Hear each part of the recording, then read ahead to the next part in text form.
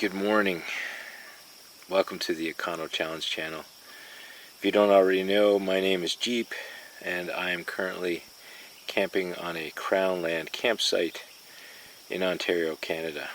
It's an absolutely gorgeous morning this morning. It rained last night while I was in bed. That's perfect. And this morning I've been greeted by a beautiful sunrise. The lake is perfectly calm. And so am I. Now that wasn't the case yesterday when I got here. I'm out here for one night. Normally the EconoChallenge is 10 days, but all I could carve out this year was 2 days and one night. And I came to my favorite campsite in order to just try and enjoy as much nature as I possibly could. When I got here yesterday, I was quite upset with what I found. I want you to know that I'm going to be looking for feedback from my viewers on this one. You've always been very helpful in the past, and your advice has been fantastic. And I have learned quite a bit from my viewers and their comments. But first, I need to make myself some coffee. And then I'll tell you a story.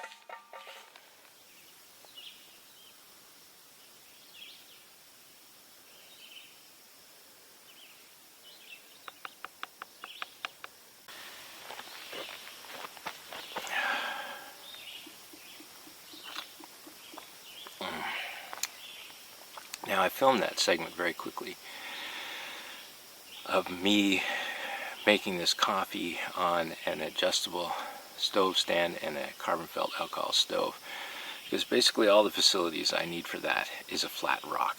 That's it. And I do all my cooking just like that whenever I'm out on a Crown Land campsite. And I'm going to come back to that in a moment. Why was I so upset when I got here yesterday?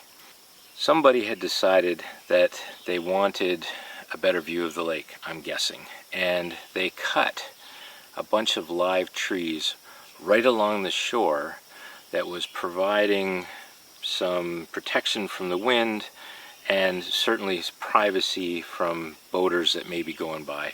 And I don't know about you, but I camp in a very small tent, so I need to get dressed and undressed outside of that tent standing up. And I like privacy. When I'm on a Crown Land campsite, privacy is very important to me.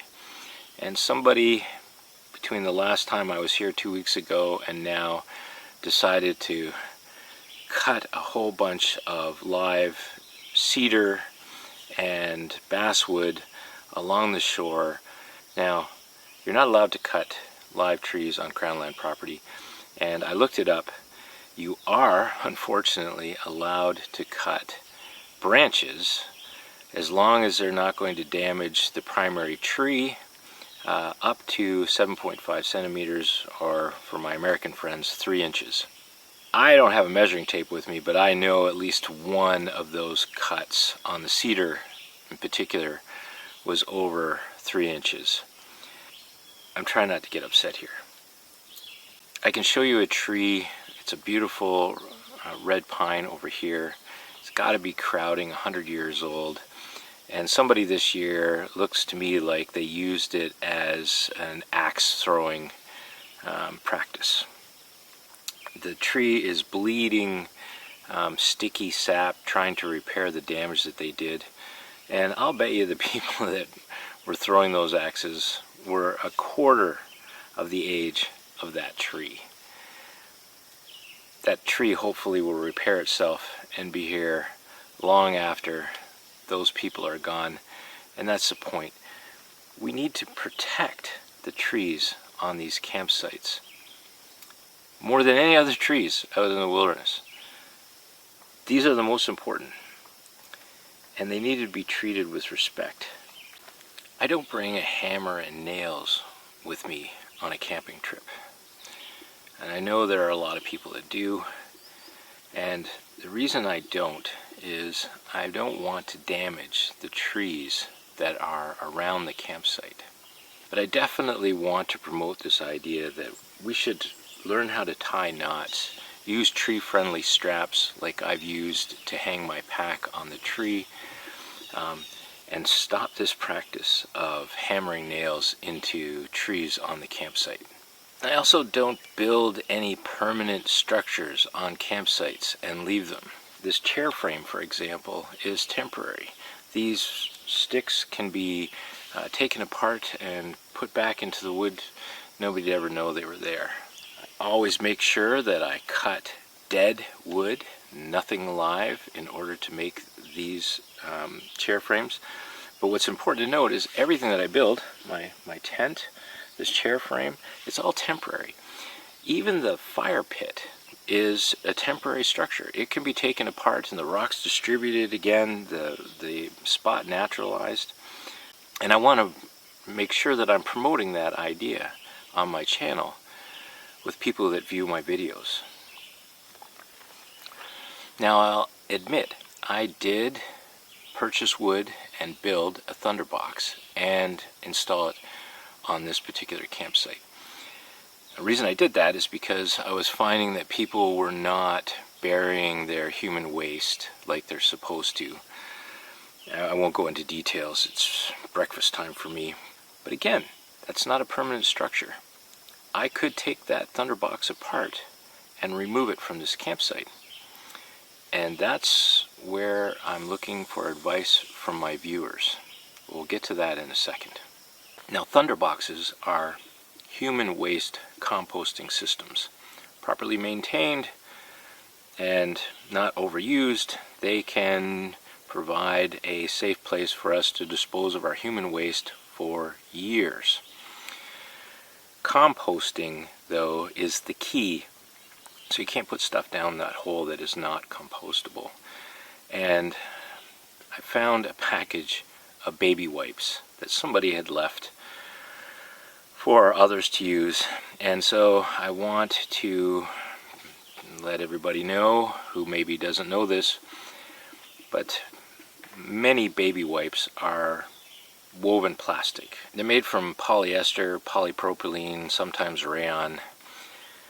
They're certainly not compostable and should not be used in a composting toilet. It says very clearly on the package, do not flush, and if you don't want to read, there's an infographic on the package that clearly says do not put these down a toilet. So if your municipal waste disposal system can't handle these basically plastic wipes, a composting toilet certainly can't.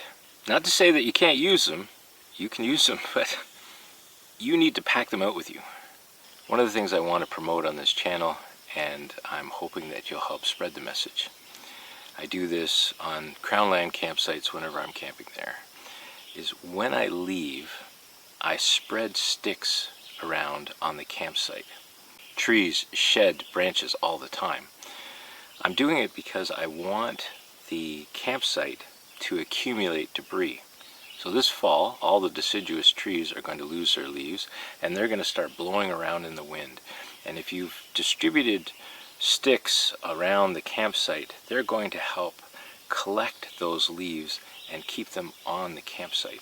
If we do that, then the duff will accumulate and it will help repair the wear and tear that we place on these campsites during the summer when we're camping. When I'm having discussions with people about wilderness etiquette, I'm often described as a tree hugger, and that's true. And they'll tell me, Jeep, there are thousands and thousands of trees all around you in the forests. You know, what are you worried about damaging a few trees? These trees are the only trees providing shelter, shade, and protection from the elements on the campsite. They are very important trees, and they are probably the most important to protect on a campsite. We shouldn't be cutting live vegetation around the campsite. We shouldn't be putting nails in trees, and we certainly should never be installing permanent fixtures like a table and attaching them to live trees. I don't know if you can see it in the video, but the table's constructed of basically pressed sawdust and glue. This is not the kind of wood that should be outside in the elements getting wet. You'd be lucky if that table even lasts a year out here before it starts to disintegrate. The Thunderbox that I built is made out of cedar. It's got a lifespan of 10 years or more if it's properly cared for. I am going to be taking that table down. Unfortunately, I need to come back at another time with some tools in order to do it properly, because it's been installed with some pretty big deck screws by the looks of things. Okay, this one is for these trees.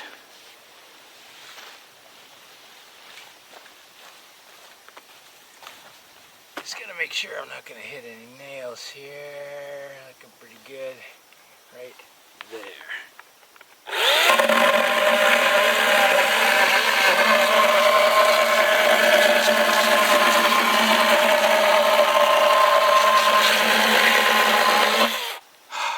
That felt good. I hope the trees feel just as good.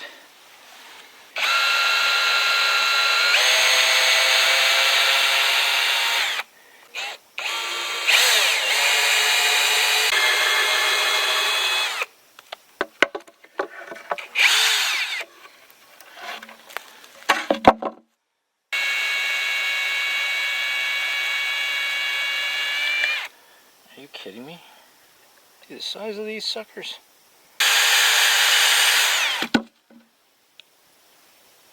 They gotta be 2.5-inch deck screws or something.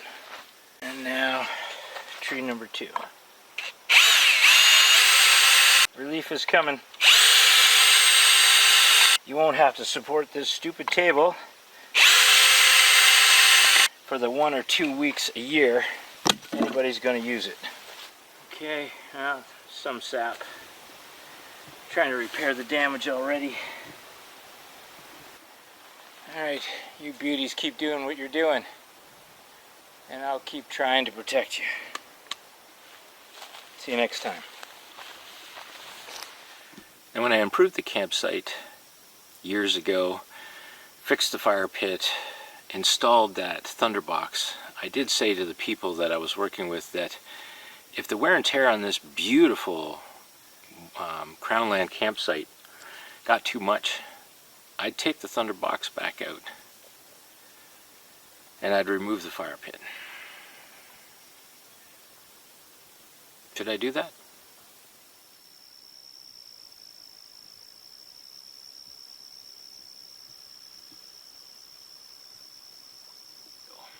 I am looking for feedback from my subscribers. You guys have always given me great information in the past. It's definitely improved the way I've been camping in the wilderness. And so I'm really hoping that you'll have some good advice for me in the comments down below. Thank you very much for watching this video. I hope it wasn't too preachy. I look forward to seeing your comments down below. Bye for now.